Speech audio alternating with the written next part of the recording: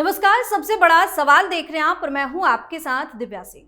CBI के कथित तौर पर दुरुपयोग के मामले में बंगाल सरकार ने सुप्रीम कोर्ट में याचिका दायर की, जिसके बाद कोर्ट ने इस याचिका पर सुनवाई करने का फैसला कर लिया है। ममता सरकार का आरोप है कि राज्य के अधीन आने वाले मामलों को सीबीआई जांच के लिए भेजी जाती है। इसके बाद उन मामलों की एक तरफा जांच होती है, वहीं इस मामले पर केंद्र सरकार हस्तक्षेप करती है, जिसके बाद जस्टिस बी.आर. गवई और जस्टिस संदीप मेहता की बेंच ने माना कि इस याचिका पर सुनवाई होनी चाहिए। वहीं 2 दिन पहले बंगाल की ममता सरकार को सुप्रीम कोर्ट से संदेश खाली के मामले पर बड़ा झटका लगा।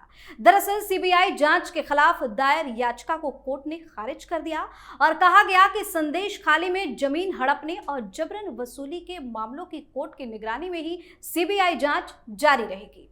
ऐसे में सबसे बड़ा सवाल यह है कि आखिर सीबीआई जांच से ममता बनर्जी को इतनी दिक्कत क्यों हो रही है। इसी पर चर्चा करने के लिए मेरे साथ स्टूडियो में मौजूद हैं कैपिटल टीवी के editor in chief doctor Manish Kumar. Doctor साहब, स्वागत है आपका। धन्यवाद। सीबीआई से इतनी दिक्कत क्यों है ममता बनर्जी को आखिर? देखिए, सीबीआई जांच से उन तमाम लोगों को दिक्कत है जो भ्रष्टाचार में, गलत कामों में, नियम कानून को ताक पे रखने में जो सरकारें शामिल होती है, उनको सीबीआई से, ईडी से बड़ी परेशानी है। 17 पार्टियां सुप्रीम कोर्ट का दरवाजा खटखटा चुकी कि ये सेंटर का एक टूल बन गया है, हैरेसमेंट किया जा रहा है। क्या हाथ में आया? कुछ नहीं। सुप्रीम कोर्ट ने कहा कि बिल्कुल सही चल रहा है, अपना काम चल रहा है। अब ये जो नई कहानी, और मैं तो आश्चर्यचकित हूं, कई सारे लोग सेलिब्रेट कर रहे हैं कि ममता बनर्जी को बहुत बड़ी जीत उनकी हो गई है। मामला समझ लेते हैं क्या है। सीबीआई एक नेशनल प्रीमियर इन्वेस्टिगेटिंग एजेंसी है। वो पूरे देश में ऑपरेट करती है और जब कोई भी केस किसी राज्य में जाता है तो वहां की राज्य की जो सरकार है वो उसकी अनुमति देती है। ठीक, यहां तक क्लियर।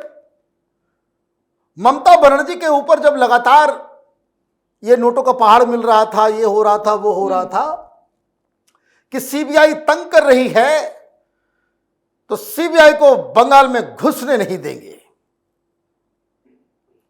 नेशनल इन्वेस्टिगेटिंग एजेंसी है और एक राज्य कह रहा है उसको घुसने नहीं देंगे। हम परमिशन विड्रॉ करते हैं, लेकिन फिर भी सीबीआई ने अपना काम किया।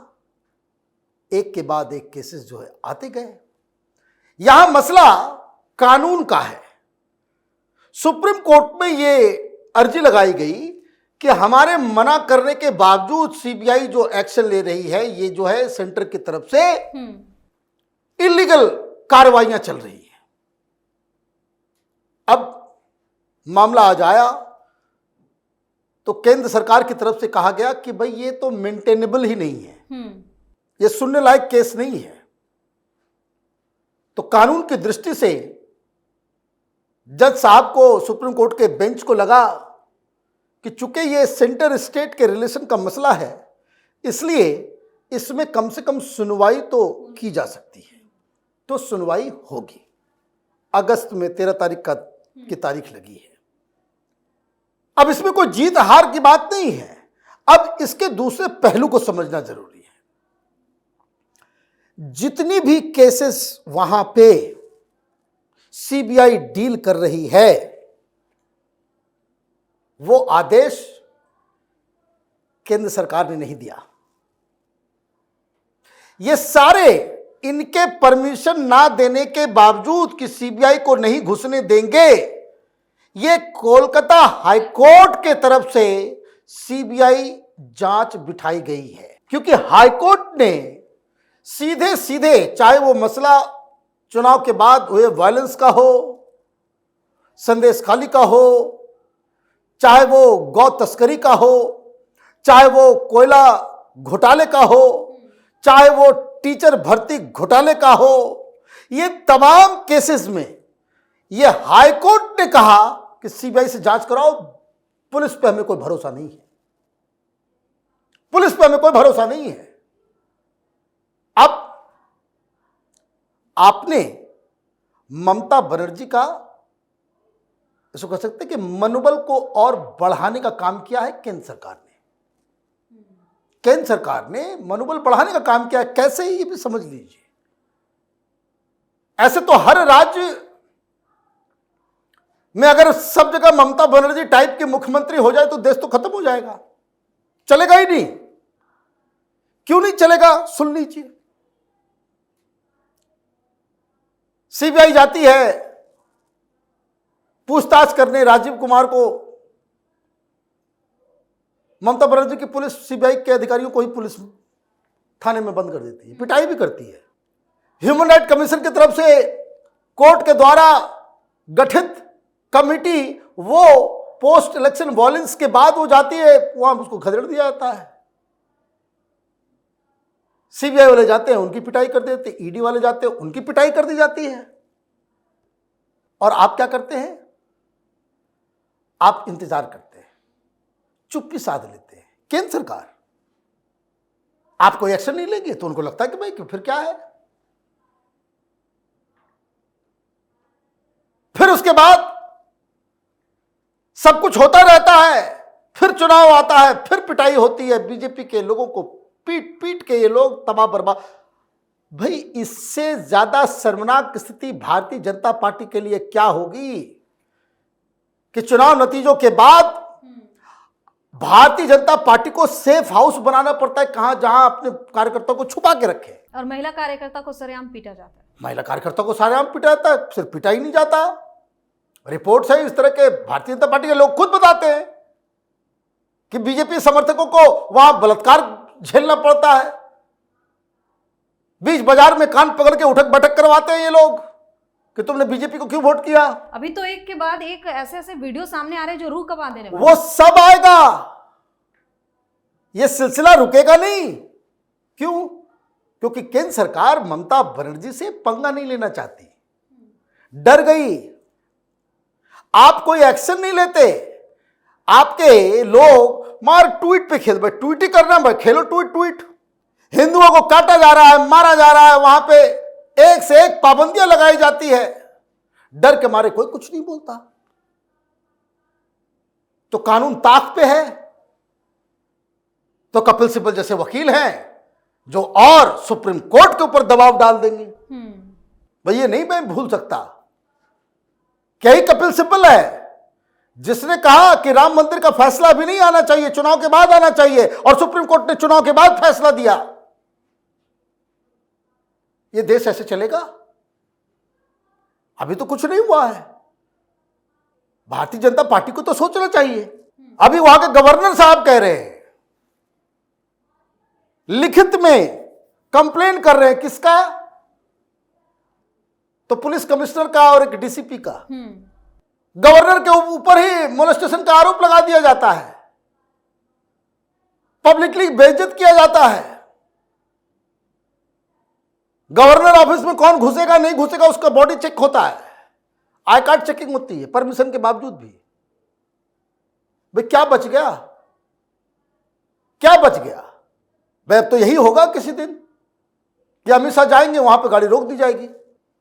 भाई केंद्रीय मंत्री को दौड़ा दौड़ा करके मारा गया, भगाया गया, जान प्राण लेकर के भाग रहे हैं। आपके अध्यक्ष की गाड़ी के ऊपर पथराव हो रहा है। भाई आप देखिए ना, नड्डा साहब के डायमंड हार्बर की तरफ वो गए थे, पथराव किया गया, आपने क्या किया? कुछ नहीं, कुछ नहीं। कल वोटिंग हुई है, भारतीय जनता पार्टी के कार्यकर्ताओं को पीटा जा रहा है, घर में घुस करके पीटा जा रहा है। आप कुछ नहीं करेंगे? आप कुछ नहीं करेंगे तो ये होता रहेगा। आपकी लीगल टीम भी वैसी है, कल सुप्रीम कोर्ट कह देगी कि नहीं, बिना स्टेट के परमिशन के आप नहीं घुस सकते, तो सब सीबीआई केस खत्म, सब जांच बंद। ऐसे चलेगा देश? और ये सब तब हो रहा था जब भारतीय जनता पार्टी को 303 महाबली सरकार थी। तो जो पार्टी अपने ही कार्यकर्ताओं को नहीं बचा सके, अपने ही नेताओं को बचा न सके, अपने अध्यक्ष के खिलाफ हुई कार्रवाई के ऊपर कोई एक्शन ना ले सके, अपने मंत्री के ऊपर हुए एक्शन उसको दौड़ाया जा रहा है, वीडियो है आपके। भाई दिलीप बाबू, वो वीडियो बड़ा फेमस है, वो प्रचार प्रसार के लिए कहीं गए, उनको दौड़ा कर पीटा जा रहा है उनके साथ के लोगों को, और ये लोग जान प्राण लेकर के भाग रहे हैं, जान प्राण लेकर के भाग रहे हैं। इतने सारे वीडियोस सामने आ रहे हैं, इतने सारी महिलाओं पर अत्याचार की खबरें सामने, ममता बनर्जी चुप्पी साध ली। भाई ममता बनर्जी को क्या, वो तो आएगा जाते रहेगा, उनको मालूम है केंद्र सरकार कुछ नहीं कर सकती मेरे सामने, इसमें गलती ममता की थोड़ी है। ममता बनर्जी के हाथ में तो कुछ है नहीं, कंट्रोल के बाहर है उनकी पार्टी। तो सीधा जो कोई भाई बचाने के लिए कौन आएगा? जब स्थिति यहां तक पहुंच गई है कि गवर्नर आपका सेफ नहीं है, वो कह रहा है कि हम सुरक्षित नहीं है, मेरी जान को खतरा है, मेरी जान को खतरा है, जब गवर्नर ये बात कह रहा है और उसके बाद भी दिल्ली में किसी के कान में जू नहीं रेंग रहा, तो आप ये समझिए आप एक नई प्रथा की शुरुआत कर रहे हैं। जिस तरह से विपक्ष का मूड है, कल तमिलनाडु में सीबीआई नहीं जाएगी, कल परसों हिमाचल में नहीं जाएगी, झारखंड में बंद हो जाएगा, जहां जहां विपक्ष की सरकार होगी वहां वहां सीबीआई घुस नहीं पाएगी, तब आप क्या करोगे? झाल बजाओगे? झाल बजेगा। हम लोगों ने तो बहुत वहां पे हो रहे हिंदुओं के ऊपर जो अत्याचार है उसमें बहुत सारी स्टोरीज की,